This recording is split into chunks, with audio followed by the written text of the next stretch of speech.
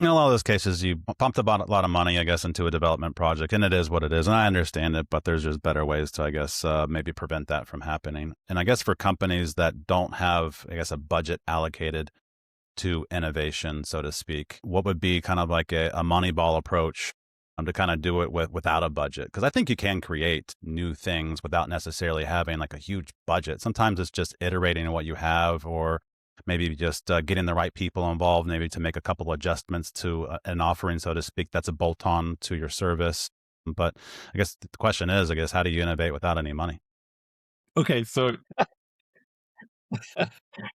how do you innovate without any money? All right, so I You ever think you got can that get question started. before? Yeah, I have for sure. I think you can get started without any money. I think that the first phase of innovation, where you're talking to customers, figuring out needs, evolving the idea, I think that can happen pretty quickly.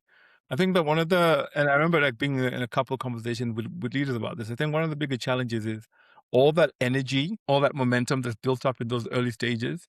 If it hits this wall where people then go, it wasn't in the budget for this year, you're going to have to wait another 4 months while we decide whether you can continue, because like in that way you start to kill the momentum that you're creating. So what I would say to you is you can't innovate without any money. You can get started without money, but somehow in the process of letting people start, somewhere in the background someone has to be saying, if any of these things hit, Hmm.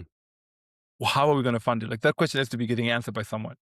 So sometimes I often say actually the head of innovation, the person who's like leading the innovation teams, they're more the politicians. So the innovation teams can be doing the testing and iterating, but them, as the head of innovation or the chief innovation officer, are having forward-looking conversations to say, listen, we have these things coming down the pipeline, and we think actually two or three of these are already starting to show signs of value for customers, something we might want to make. Which business wants to support this? Can I get budgets to build prototypes?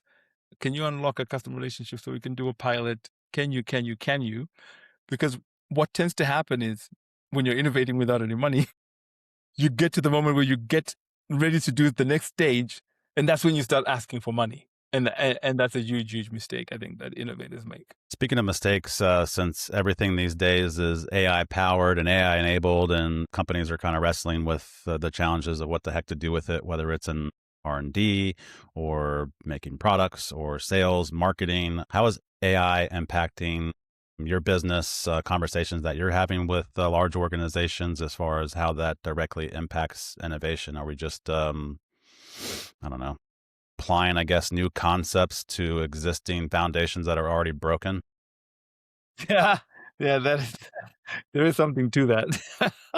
You're absolutely right about that. So it's funny.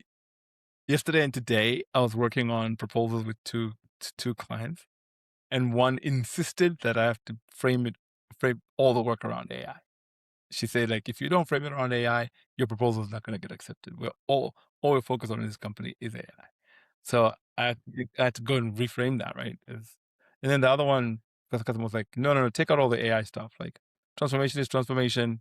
We want to be able to do more than just AI.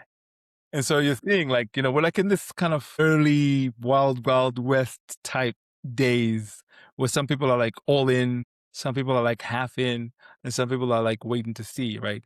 And so it's fascinating because in one sense, AI does change everything, like from a technology standpoint and the capabilities that it brings to organizations and what you can do with it, from value proposition creation to like the knowledge work jobs that are getting disrupted. Like it's a massive moment. And it's just what it is, like the agricultural revolution or the industrial revolution. It's a massive moment. You have to get on. But in another sense, AI changes nothing, right? Because you can optimize a broken business model. It's not going to make it better. So the whole idea of you need a cool technology to create value propositions, then you need to deliver those value propositions to customers. Then customers have to be willing to pay for that value in a way that makes the business models profitable and scalable. That's still true, right? It's just that now that the accelerant around that change is more powerful and has more exponential effects on how you find and create that value.